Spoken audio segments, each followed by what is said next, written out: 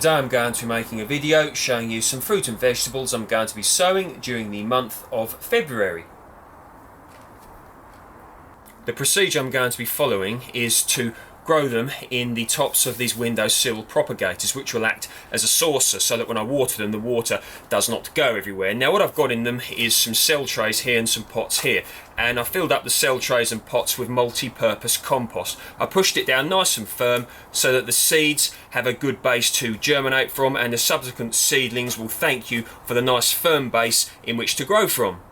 The first thing I'm going to be sowing today are these peas. So this is variety Oscar, which is from the Czech Republic. They're very dwarf, about 2 feet high when mature. So this could be good if the plants are going to be situated in an area with high winds where bigger plants could end up getting damaged.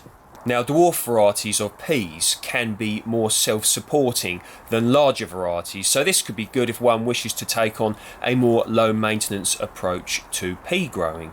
I've sowed them like this, 3 per cell, so there's 30 seed peas in there.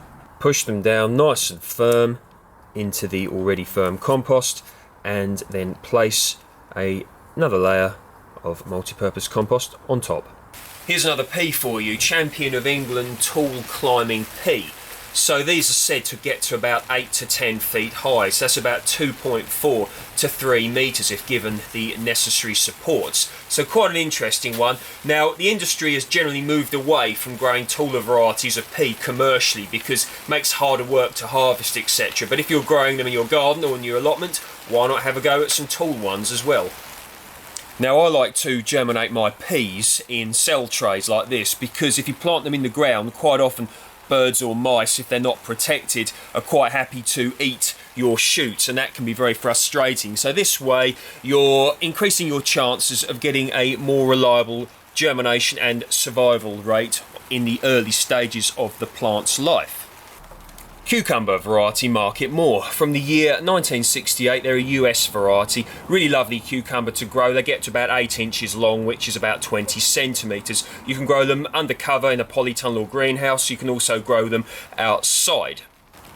Now these early ones, I'm going to be growing them here in the polytunnel, so that's why I'm sowing them in February. Now if I was going to be growing them outside, I would probably be planting them around March time.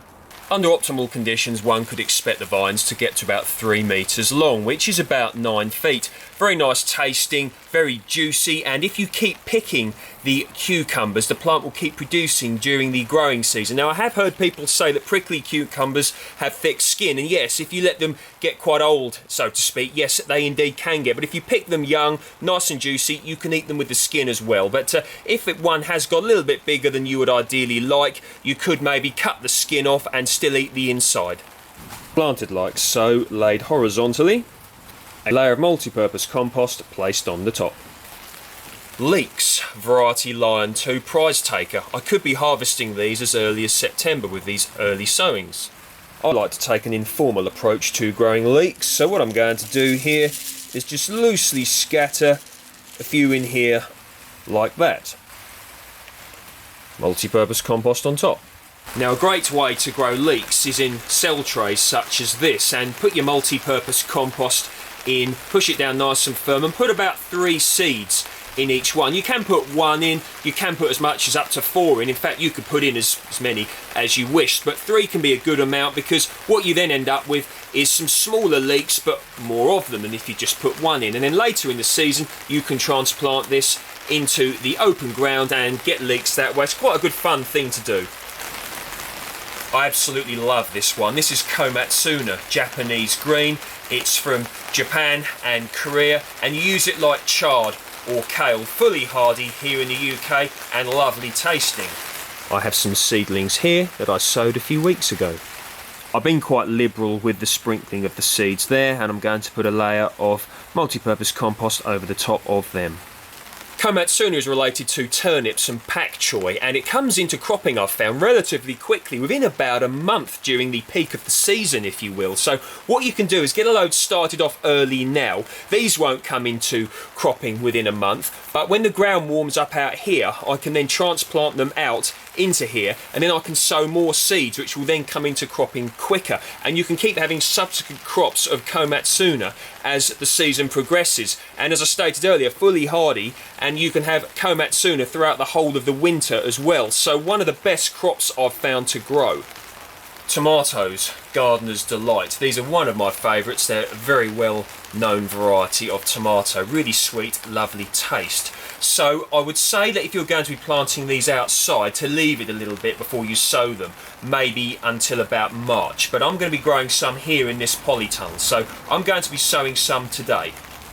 One per cell here, and I'm just going to cover that up with multi-purpose compost. Lots of other things you can sow now. You can sow onion seeds now. You could sow cauliflowers, go for a variety like all the year round, or snowball. Aubergines you can put in now.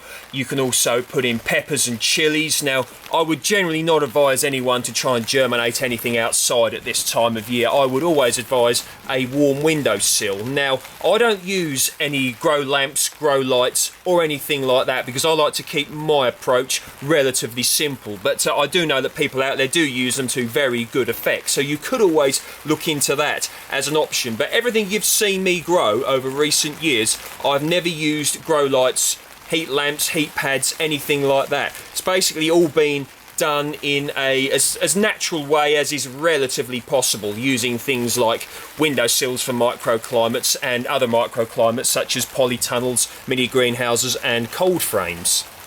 If you can get a constant temperature of about 20 degrees C, which is about 68 degrees Fahrenheit, this would be great for germination. You could come down to about 15 degrees C, which is about 59 degrees Fahrenheit, but try and aim for around 20 degrees C, that'll be good. So I'm going to be putting these on a windowsill, which will be in the void between the curtain and the window. I can't help that, but some of you may have a different setup, maybe a conservatory, something like that, which there isn't that cold void. So if you could get that, that would or could benefit you.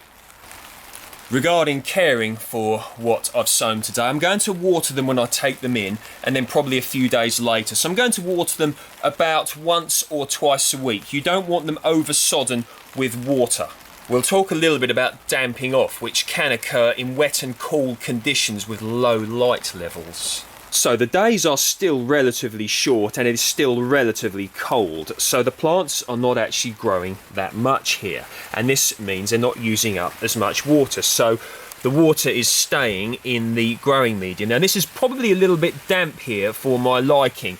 I think I overwatered them the other day, but all gardeners make mistakes and that's part of it. This here could be an example of damping off, and what damping off can do, it can stop seeds germinating and it can kill or damage seedlings. You can see here these are lacking vigour and they're just generally looking unhealthy, as opposed to something like what these look like here.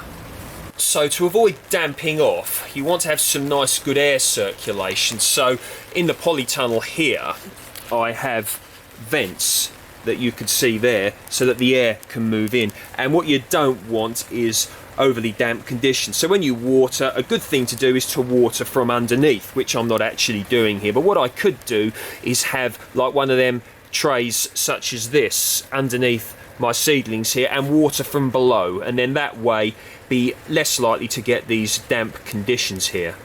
If you are using propagators, you can take the lids off, maybe open some of the vents to let a nice little bit of air circulation in there at certain times of the day.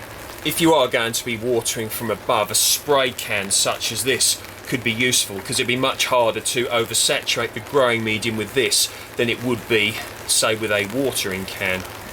Adding perlite to the growing medium can be useful for better draining growing medium. Now I don't use perlite here, I may start using it one day, but if you added about a third or so to the potting compost, this could help the growing medium to drain better and give you better quality seedlings.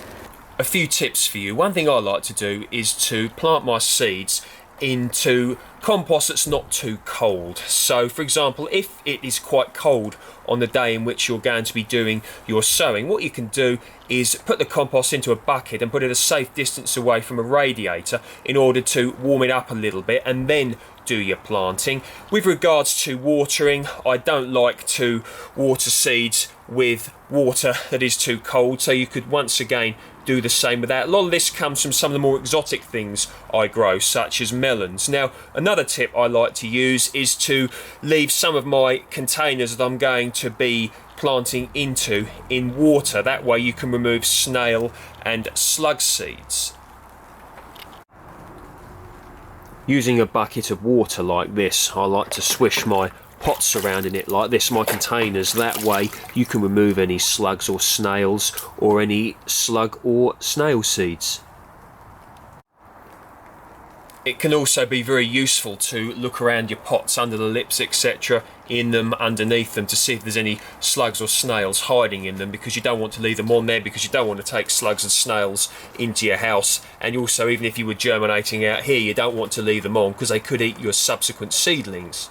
One thing I've found very helpful is to use relatively fresh compost, and by this I mean don't try to germinate seeds in compost that's been laying about in bags or in buckets or whatever in your garden over winter, because what I've done before is used this very compost, and when the seedlings have come up, little mites living in the compost have proceeded to eat my seedlings. So that can be very frustrating, so use relatively fresh compost if possible. Few things for you to grow during the month of February. Now, some of you may wish to get a little bit more into this and start using grow lamps, grow lights, etc., and they can be very beneficial to help get higher germination rates and to also stop you getting things like leggy tomatoes, which can be a problem when germinating at this early stage of the year. So when my tomatoes here have germinated, I'll be showing you some ways how you could stop them getting leggy as they progress until the longer days, warmer temperatures arrive. Okay then, well, that's the end of today's video. If you like my work, please feel free to like, share, subscribe. Thank you very much for viewing. Any comments, questions, whatever's, please feel free to comment down below. Thanks a lot. Enjoy the weekend.